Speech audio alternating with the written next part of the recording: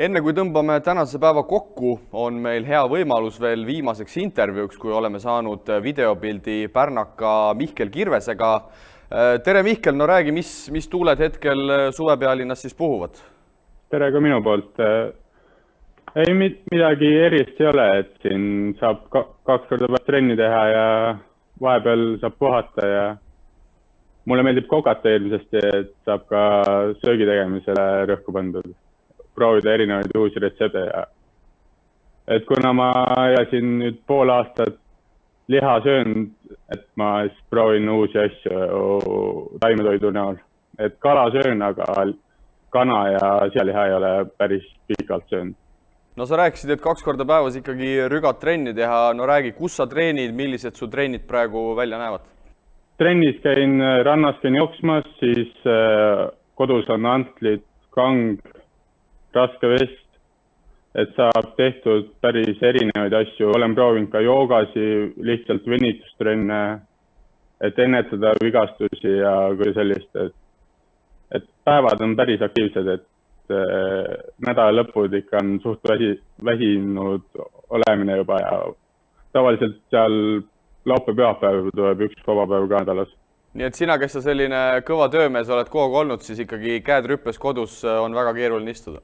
Ei, no sellega jah, toime ei tule, et ma lähen päris hulluks, kui ma peaks kogu aeg kodus istuma ja 4 seina vahel ajama, et see ei ole minu jaoks kindlasti. Räägi, palju sa sel hooajal Eesti-Läti PAF-liigat jõudsid jälgida, et palju sa seal välismaal pallides kursis olid? Ei, tulemustega olin ikka kogu aeg kursis, et videopilti ei õnnestunud vaadata nii palju.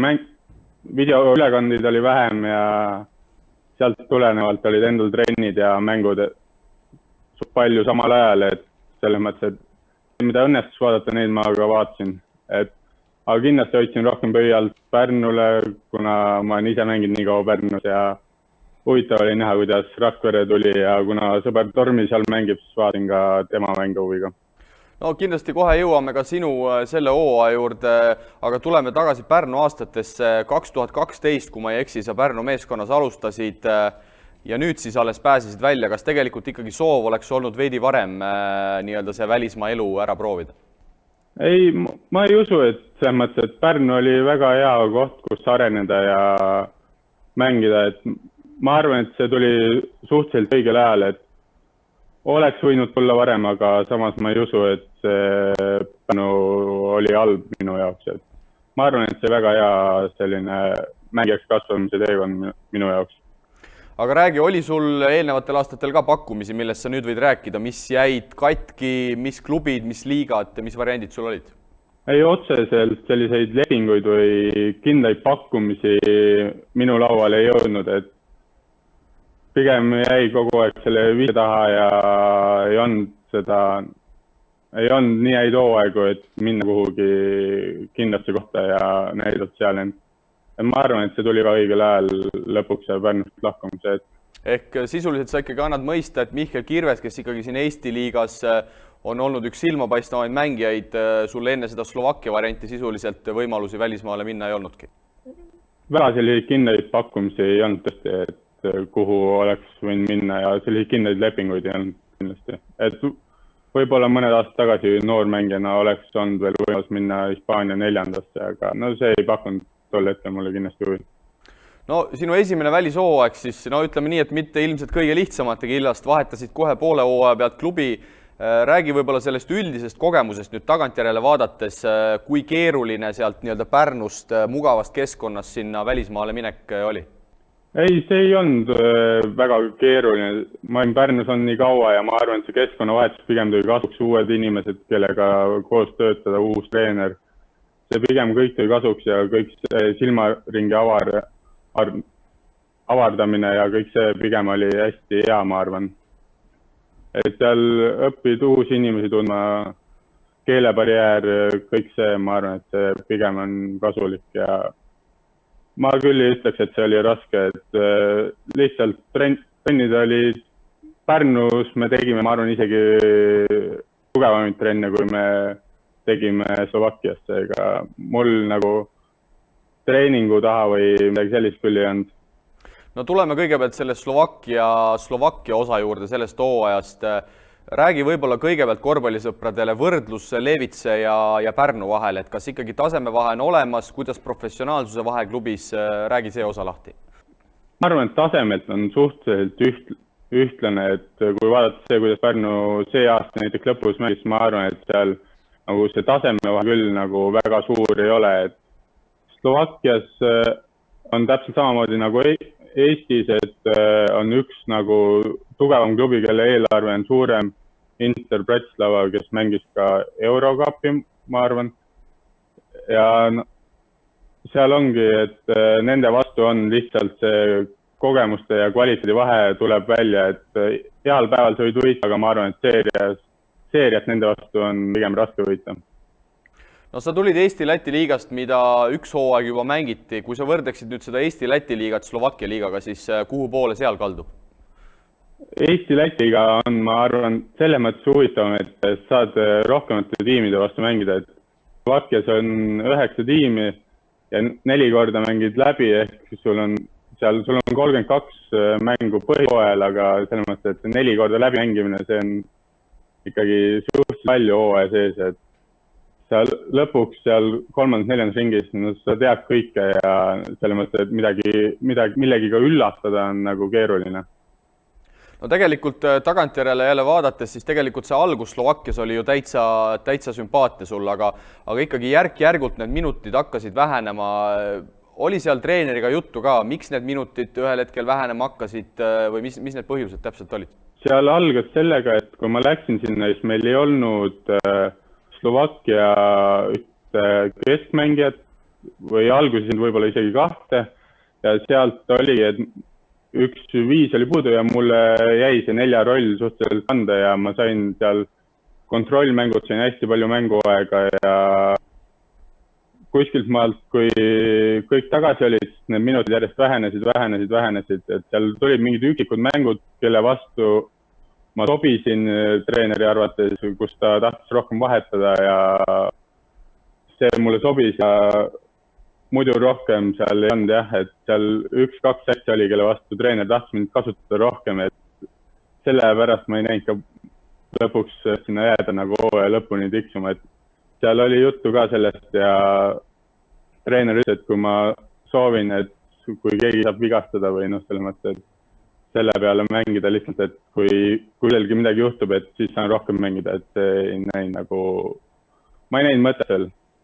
Ja mis hetkel sa siis täpsemalt seda nii-öelda äraminemise võimalust hakkasid otsima, et millal see kõik täpselt juhtus? Detsembrikuu oli selline, kus ma arvan, mängisin keskmiselt mingi, ma ei tea, alla 10 minuti ja siis mulle hakkas tunduma, et see ei ole nagu õige koht ja seal oli üks olukord, kus ma ei mänginud palju ja omanikelt hästi palju kaotsid ju järjest ja omanikelt tuli see soov, et miks me hoiame siin 2 välismaalast, kes ei mängi, et üks must tagamängija läks enne mind juba ära ja siis seal tuli selline signaal ja siis me hakkasime vaatama erinevaid variante, et mis oleks võimalik, kus oleks võimalik jätkata. Et selles mõttes, aga lõpuks seal oli ikkagi see, et nad tahtsid, ma jääks sinna võistkonda ja et nagu trennis oleks neil suurem rotatsioon ja et oleks mängijaid trennis olemas. No räägi, kuidas see äratulemine oli, kas ikkagi sillad jäid terveks või pidid ennast sealt ikkagi jõuga välja kangutama, et ma eeldan, et sul oli kehtiv leping ikkagi hooaja lõpuni, et kuidas see äratulemise protsess oli, et kas kõik ikkagi nii-öelda jäi korda? Ei, seal jäid sillad väga terveks, et selles mõttes, et ma suhtlen siiamaani sealse treeneri ja mänedžeriga, et selles mõttes, et seal kõik on korras ja mina hoian neile pöialt, nemad hoiavad mulle pöialt, et meil lihtsalt ei klappinud omavahel, ma ei sobinud sinna joonisesse ja seal oligi, et minu soov oli tulla juba varem ära, aga nemad ja me leidsime selle ühistee, et teen jaanuarikuus seal lõpuni ära ja siis olen nii-öelda vaba. Siin Eestis korvpalliringkondades igatahes liikusid juba jutud, et Pärnu trükikojas olevat Mihkel Kirvese vorm juba valmis olevat tehtud, et räägi see story ka lahti, kas tegelikult sisuliselt enne seda Tšehhi varianti olid juba ikkagi Johan Kärbiga seal asjad paika pandud? Tegelikult jah, see on, ma ütlen, hästi nõme lugu ja selles mõttes, et jaa, et mul sisuliselt oli kokkulepe Pärnuga olemas, sest me ei teadnud, et tekib see võimalus üldse Tšehhis jätkata, aga Brno treener oli küsinud mänedžerilt, Levitse mänedžerilt, et miks ta mängida ei saa, et nad on huvitatud ja nad on vaadanud mu mänge ka varem nagu eelmist hooajast, et nende huvi tuli viimasel hetkel ja kuna mu soov oli kindlalt jätkata välismaal, siis nagu seda ei raske tagasi lükata, et kahjuks oli jah, kuidagi läks nii, et see nii viimasele minutile, et Pärnus oli vorm valmis ja kõik ootsi mind juba siia. Ja Pärnu poolelt siis, ole hea, lõpeta. Aga õnneks kõik on korras ja selles mõttes, et mingit ei jäänud Pärnu mingit halba matši. Just sinna tahtsingi jõuda, et kas Fanat John ikkagi selles suhtes suhted jäid korda ja oled Pärnusse alati tagasi oodatud? Jaa, et ma arvan küll, et meil on kõik suhted korras ja nad leidsid väga hea asenduse Jaunsemsi näol, et ma arvan küll, et seal mingeid tülisi meil lõhku ei jäänud, et ma arvan, et sellega kõik korras. Ja seejärel siis juba liikusid Brno meeskonda Tšehhi kõrgliigasse. No siin jälle saame äkki väikse võrdluse teha nüüd Slovakkia liigaga, et kuidas sa neid kahte liigat omavahel võrdleksid ja siis kindlasti ka Levitse ja Brno võrdlus, et kas läksid nõrgemasse satsi sama tasemega või pigem isegi tuli natukene sealt taseme poolest juurde? Ei, tugevam ta kindlasti on. Brno sats oli hästi noorte sats olnud aastaid ja nad alles ehitavad endal seda võistkonda üldse, et nad on suht uus klubi, seal 6-7 aastat on tegutsenud. Et me mängisime nendega, kui ma Levit mängisin, siis me mängisime Brno vastu, seal oli selline võistlus nagu Alpe Adria karikari, et seal me mängisime ja 2 korda Brnod võitsime Levitsega. Aga need mängud ei olnud üldse lihtsad, et hästi südikas on Brno ja selle mõtte mulle pigem oli sobilik Brno sats kui Levitse, ma arvan.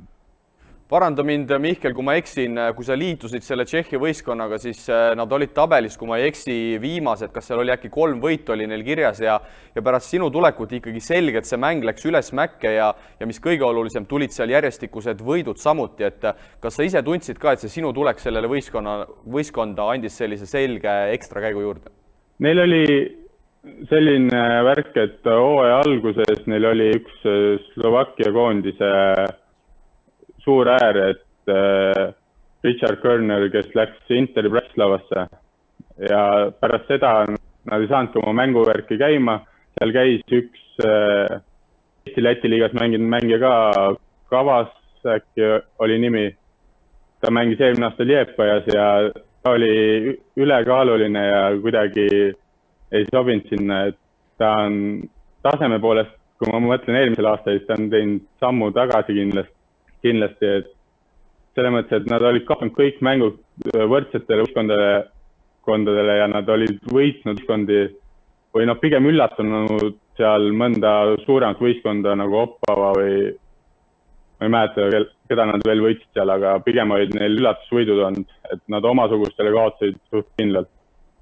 Aga mulle tundub, et see epideemia teie võistkonna jaoks tuli ikkagi väga halval hetkel, et olite sellise hea hoo üles saanud. Ma küll vaatasin, et mängisite seal alumises grupis kohtadel 9-12, olite seal esimesed, aga sealt oleks vist andnud ikkagi play-offi veel edasi minna.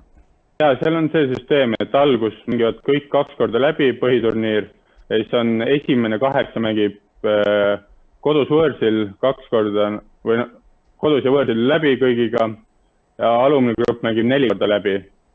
Ja sealt edasi tuleb 7, 8, 9, 10. 7 mängib 10.